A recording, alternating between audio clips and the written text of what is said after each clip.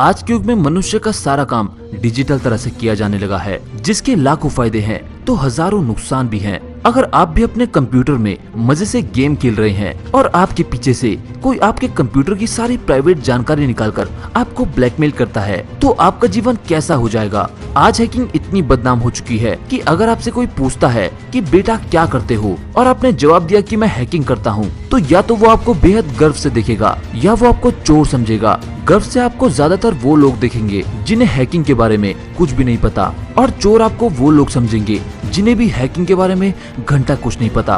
क्योंकि सच्चाई यही है कि ज्यादातर लोगों को हैकिंग के बारे में कुछ भी नहीं पता। बॉलीवुड की फिल्मों की तरह वो बस हैकिंग को हाथ की सफाई समझते हैं, जो आपके एक क्लिक से पूरे इंटरनेट जगत में तहलका मचा सकता है। अब आते हैं मेन टॉपिक पर। ये हैकर होता क्या है? साधारण सी भाषा में कहें तो जो व्यक्ति कहीं दूर बैठकर आपके कंप्यूटर, वेबसाइट या किसी भी सोशल साइट पर किसी कमजोरी का फायदा उठाकर इंटरनेट की दीवारों को तोड़कर उसमें लॉगिन कर ले, वही एक हैकर कहलाता है। अब आप सोच रहे होंगे कि आप एक हैकर कैसे बन सकते हैं, हमें क्या पढ़ना पड़ेगा, कितना पढ़ना पड़ेगा। दोस्तों, हैकिंग का कोई निर्धारित सिलेबस नहीं है। एक हैकर की पढ़ाई कभी पूरी नहीं होती। टेक्नोलॉजी के साथ उसे भी अपनी स्किल्स और तेज करती रहनी पड़ती है। इसीलिए कहते हैं कि एक अच्छा हैकर बनने के लिए आपको उसे सीखने का जुनून होना जरूरी है। अगर आप 4-6 महीनों का कोर्स करके सोचते हैं कि आप एक हैकर बन गए, तो हाँ, आप बन जाओगे, पर उस लेवल का नहीं जितना आप अभी सोच रहे हो। आप हैकिंग की दुनिया में एक सिपाही जरूर बन जाओगे,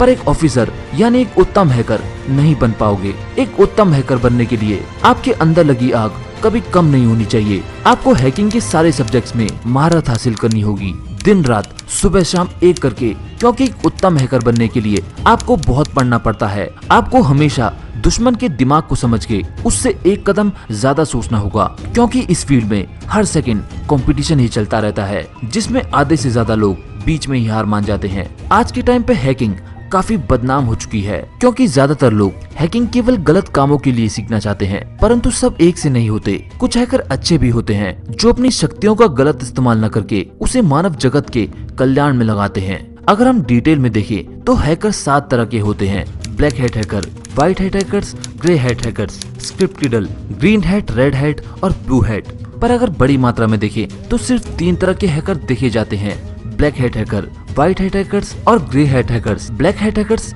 या कहीं काली टोपी वाले वो लोग होते हैं जो अपनी शक्तियों का नाजायज फायदा उठाते हैं। इनका काम यही होता है बिना इजाजत किसी भी साइट की जरूरी इंफॉर्मेशन को चोरी करके उन्हें डराना, धमकाना और पैसा वसूल करना। ये हैकर्स बहुत बुरे होते हैं जिनसे बड़ी बड़ी कंपनियों के पसीने छूट जाते हैं। व्हाइट हैट हैकर, ये लोग वो होते हैं जो सरकार या किसी कंपनी के लिए काम करते हैं। इनका काम ही कंप्यूटर या वेबसाइट की मजबूती को और मजबूत करना होता है, ताकि वो ब्लैक हैट हैकर के हाथों ना आ पाए। ये सारे काम परमिशन लेके करते हैं, इसीलिए इन्हें इथिकल हैकर भी कहा जाता है। ग्रे हैट हैकर, ये लोग आप या हम जैसे बेरोजगार होते हैं। इनको किसी को ब्लैकमेल करके ब्लैक हैट हैकर की तरह पैसे भी नहीं चाहिए, और यह व्हाइट हैट हैकर की तरह परमिशन लेके भी काम नहीं करते। इनका मकसद या तो अपनी स्किल्स को दूसरे को दिखाना, थोपना या बढ़ाना होता है, या ये केवल मस्ती के लिए या दूसरों को परेशान करने के लिए ये सब करते हैं। कई बार यह वेबसाइट हैक करके सब कुछ डिलीट कर देते हैं, तो कई बार सिर्फ दिखावे के लिए यह वेबसाइट पर अपना नाम